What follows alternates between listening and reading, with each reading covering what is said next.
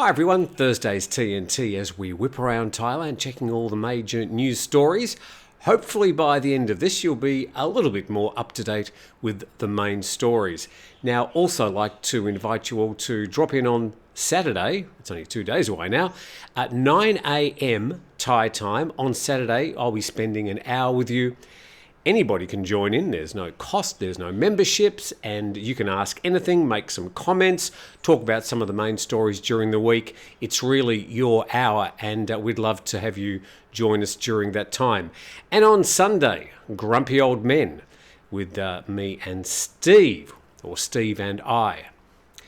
Let's go into the main stories today. We start with this story headlining in the BangkokPost.com, Pattaya to construct 4 monorail lines. Well, now I remember writing a story like this in 2018 or 2019 about Pattaya getting monorail stations. Nothing really seemed to happen, but it's come up in the news again. The story says that it'll begin with a 9.9 kilometre Green Line route, which will connect the future high-speed train station to Bali High Pier. Now, that whole high-speed train project seems to have hit snags as well. This is the one that was going to link Tham Luang Airport, Suvarnabhumi Airport, and Utupao via Pattaya, sort of a big triangle. But that seems to be going nowhere fast at the moment, so I'm not sure what this monorail is going to link to. There's a map of the first 9.9 kilometre route, and it goes from the high-speed railway station all the way along the Pattaya Beach foreshore and seems to end at the end of the spur line near an activity area, as it says there. And the development project consists of 3 phases. And the first phase, which apparently is already underway and will run until 2026, is the construction of the Green Line as well as the Yellow Line. And that'll be a dual-track rail project connecting Chonburi and Sattahip. The second phase, which will run from 2027 to 2031, will see the construction of the Purple Line. And that will run from Nong Pru Municipality to Muang Pattaya 8 School. And the third phase will run from 2032 to 2036, and that'll run from the Eastern National Sports Training Centre to the Dolphin Roundabout. So as I mentioned, that monorail story being around for quite some time. Apparently that Green Line, some part of it's already under construction. People in Pattaya might like to report if they've seen anything in the way of monorail construction around the town. But every time I think about the monorail, all I can think of is that song in The Simpsons. Who was it? Lyle Lanley? The monorail guy that came to town and convinced Springfield that they needed a monorail. Let's go from Pattaya to Phuket. And the big announcement yesterday, and this was from the Bureau International des Expositions, and this is in relation to the Expo 2027-2028. Phuket was one of 5 cities vying for the opportunity to host this big World Expo. And Serbia has been elected the host city of the Specialised Expo in 2027. After 4 rounds of voting during the BIE's 172nd General Assembly, a majority of member states voted for Serbia's project to organise the next Specialised Expo in the city of Belgrade under the theme Play for Humanity, Sport and Music for All. And that'll be between the 15th of May and the 15th of August in 2027. Going to some local coverage, this from the PhuketExpress.com, and it says, congratulations to Serbia on winning the bid to host the Specialised Expo in 2027. And it says, Team Thailand extends their heartfelt appreciation to all sectors involved in this extraordinary bidding process. Your unwavering support and dedicated efforts have been instrumental in shaping this remarkable journey. Phuket continues to open its arms and welcome visitors from around the world to experience its captivating beauty, rich cultural diversity, and genuine warm hospitality. Now, it certainly wasn't going to be fashionable to speak out against this bid before it was announced, but a lot of us did have misgivings about this bid, and we wondered how Phuket was ever going to compete against some of these major world cities when it comes to things like infrastructure and public transport. I mean, Phuket is beautifully set up with magnificent beaches, it's got hotels and great things to do. It's been designed and built and evolved to extract money from tourists to come and have a fantastic time and then go home with some great memories. When it comes to conventions and big events, it simply doesn't have the infrastructure, particularly when it comes to public transport. And although the bid did address public transport and a promise to build rail lines and all sorts of things from the north to the middle part of the island, it was always going to be an enormous challenge. And between now and the event, the disruption for traffic would have been profound and probably just not worth the trouble. Anyway, Belgrade's got the event. Phuket's probably learnt a lot along the way. And let's hope that all the publicity that's brought in the bid for this event will perhaps attract some money from the central government so that Phuket can put together some better public transport, because that is a continuing, and it wouldn't have been missed by the delegates of the BIE. It's an existential problem for the island if it's going to move forward as a modern tourist and convention provider. Now let's see some more coverage, and this from The Nation. Phuket's dream to host Expo 2028 crashes in the second round of voting. In recent times, we've learnt a lot of good experience from being one of the candidates to host the event, and this is from the TCEB spokesperson, who says even if it was not chosen as a host, Phuket's receiving a lot of attention as a destination for the MICE business and wellness, not just tourism. Well, MICE being meetings, incentives, conferences and exhibitions. And let's face it, Phuket doesn't even have one convention facility. It's got a couple of big hotels with big rooms, but that's about it. Thanks, by the way, to 5 Star Marine. If you'd like to go on a VIP private charter tour off the island of Phuket to any of the islands and the beaches around Phang Nga Bay, I can highly recommend 5 Star Marine, and there's a link in the description, a special deal for TNT viewers. Thursday's TNT program. It's the 22nd of June. Really appreciate you dropping in and your ongoing support. Please subscribe to the channel if you do get an opportunity before you leave today. And we've got some sad news to report, and this is the passing of the governor who led heroic cave rescue mission. He's died at 58. And the sad news reported by nationthailand.com. And the Patongtarn Governor Narongsak Osatanakorn, who led a heroic global mission to help save young footballers stranded in a flooded cave, died yesterday at the age of 58. He was suffering from colon cancer and died at the Sirira Hospital in Bangkok. His funeral will be held in the Bangkok district. Narongsak, who was lauded for his role in the mission that helped rescue the 12 members of the wild boar football team, well, also their coach, Coach Ek. There was 13 of the footballers in the cave, trapped in the Tham Luang cave from June the 23rd to July the 10th, 2018, when he was the Chiang Rai governor, was given the epithet the Wild Boar Governor by media outlets. Now, if you're not quite sure who we're talking about, here's some video. We saw this almost every day as the governor fronted the world media as it ended up. He was also very important behind the scenes, trying to sort of keep all the plates spinning, negotiating all these international rescue egos that came. A lot of expertise had to be brought in and filtered by Narongsak, and then, of course, applied to getting those kids out of the cave. I think a lot of his work is also exemplified in the Netflix series Thai Cave Rescue. I can warmly recommend that as probably the best of the bunch of movies and documentaries made about that particular event, all the way back in 2018, 5 years ago. In 2019, he was appointed the governor of Lampang province, and then in 2021, he was appointed the governor of Patongtarn province. So sad to report his passing, Governor Narongsak, at the age of 58, far too young. Now, a story I didn't really want to do yesterday, but it has been making its way into the Thai media. So here we go. ThaiPBSWorld.com. Police participating in a staged pursuit for YouTube may face disciplinary action. And about 30 police officers who were hired by a well-known YouTuber to perform a staged pursuit in a deserted building may face disciplinary action for failing to get prior permission. The YouTuber, My Mate Nate, posted the 22-minute-long clip on YouTube on June 17, depicting the staged chase involving about 50 police officers. The clip attracted more than 1.5 million views.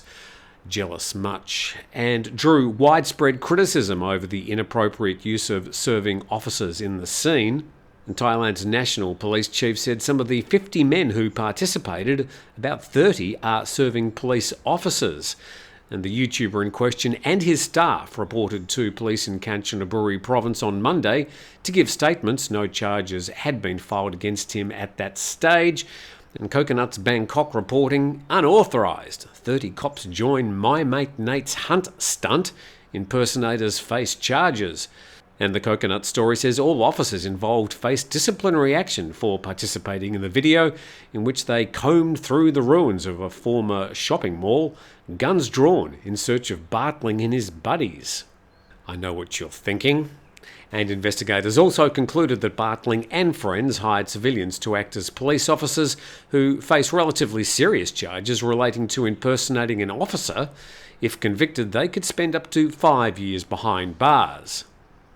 Pretty certain they won't, but it is still a fairly serious charge. And Bartling's video was a clone of the type of stunt videos made famous by content lord Mr. Beast.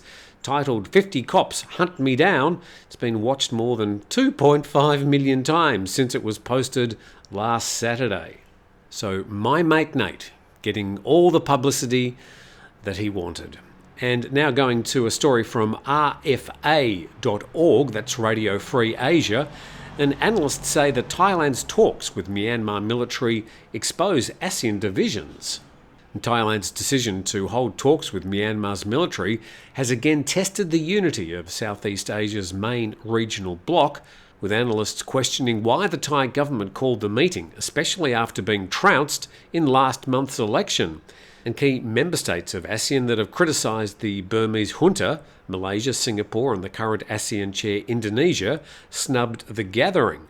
And those officials who attended it included a mix of foreign ministers, envoys and representatives. And Cambodia and the Philippines, though, signalled their discomfort by not sending their top diplomats. And a researcher on ASEAN affairs at the Australian National University said that Thailand is actively undermining ASEAN centrality by forcing extremely uncomfortable choices on member countries who would rather not be exposed to such scrutiny for willingness to engage the junta. And the meeting risks a dangerous diversion of diplomatic resources and attention away from the office of the Special Envoy in Jakarta. Well, on the one hand, you've got ASEAN being almost completely useless about tackling this problem in Myanmar, and you've got an outgoing foreign minister, I suppose in good faith, doing his best to try and keep talks going with the military there, noting that Thailand's got a 2,500 kilometre long border with Myanmar, so has a lot of self-interest in trying to, well, at least cope or understand or move towards some progress in the Myanmar situation. Moving to our next story now from the PattayaNews.com. Pheu Thai PM candidate Patongtarn infected with COVID-19. Suppose if these politicians are going to be meeting and greeting thousands of people, something's going to happen in regards to catching a virus. The Pheu Thai PM candidate Patongtarn Shinawatra, the daughter of former PM Thaksin Shinawatra, has been infected with COVID-19 for the second time. And she posted on her personal Instagram yesterday that I've got a sore throat since Sunday. I conducted an ATK test every day since then, but tested positive today. I hope my 2 kids are not infected, noting that it's only a month ago that she had another child. And meanwhile, she isn't the only famous Thai politician to test positive. The PM-in-waiting and leader of the Move Forward Party, Peter Limjaroenrat, has been infected with COVID-19 for the third time.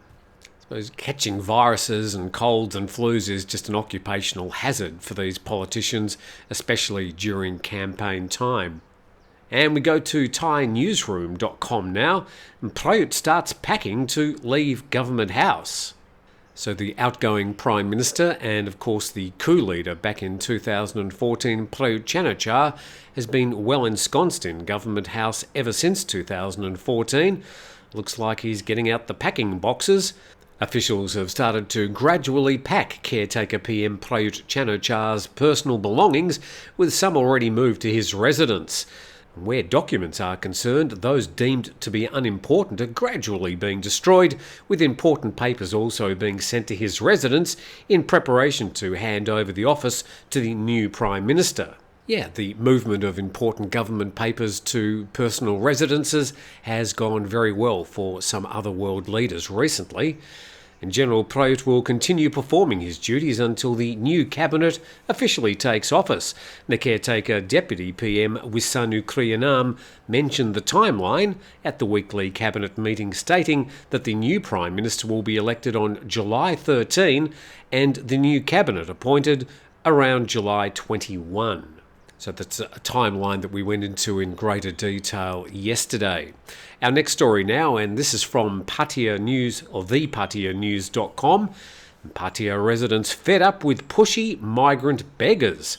There's a picture there of one of these alleged beggars on the streets of Walking Street in Pattaya. Pattaya residents have had enough with migrant beggars, mostly Vietnamese, after they forcefully push flowers and candies to tourists. And several residents living near Walking Street in South Pattaya revealed to local media that they've grown increasingly exasperated with migrant beggars. And they said these beggars, with some carrying infants to evoke sympathy, wandered around crowded tourist destinations and tried to forcefully sell flowers and candies to international tourists. And the residents assumed that there was an organised operation behind these beggars, as these groups of foreign people have been previously apprehended multiple times, and additionally questions arise about the status of the children, as some of the women involved have been around for years and always seem to have a new infant child with them, probably more of a prop than their own child. In many cases, the beggars enter businesses without permission, especially bars and restaurants, and bother customers while eating or drinking, annoying both business owners and the customers. There's nothing really new about the situation. Ever since I've lived in Thailand, I've known that you can be sitting in a restaurant and these people will come up to you offering flowers and candy. Usually just a polite no will send them on their way. But yeah, obviously being a bit of a persistent problem in Walking Street in Pattaya. And the next story from nationthailand.com, reporting that Thai videos grabbed the spotlight at regional summit in Hong Kong, noting that the Thai production industry has really been churning out a lot of very high quality stuff these days. A lot of it, of course, you can see on the streaming services, and Thailand trying to catch up to the incredible success that South Korea has had in the content production world. And Thai content has the greatest potential to succeed in international markets like South Korean content has, according to the Asian Video Summit 2023. And the summit wrapped up yesterday with a vote by participants about which Asian country has the most potential to achieve international success in the content industry. And the result was that 40% of the participants voted for Thailand, with China receiving 16% and Indonesia receiving 13%. And the Asian Video Summit 2023 is an international forum aimed at developing and improving the quality of video content throughout the region. Nearly 200 entrepreneurs, producers, creators and specialists in related businesses, as well as government officials from 22 Asian countries, attended the summit. And Pirongrong, who's a member of the NBTC in Thailand, said the potential of Thai video content was enormous, as shown by its widespread popularity in markets in Asia and around the world, as well as international awards. Something to note about, well, both Thai and South Korean content is that Thailand and South Korea are the only countries that content can actually be enjoyed in its original language. Otherwise, subtitles and overdubs have to be used. And the Asia Video Industry Association hosted the Asia Video Summit 2023 in Hong Kong, and it ran Monday and Tuesday this week. And that brings us to the end of our TNT today. We've got our final weekday TNT tomorrow. Then on Saturday, 9 a.m, an opportunity for us all to get together for an hour with a live streaming TNT. You can bring up anything you like, and I'll do my best to respond in real time, which is a real challenge, let me tell you. But anyway, I look forward to that on Saturday. Anybody can join in. There's no memberships or anything. Thanks for joining us today. Please subscribe to the channel. Thanks to 5 Star Marine. I think I've said everything I need to. We'll see you tomorrow.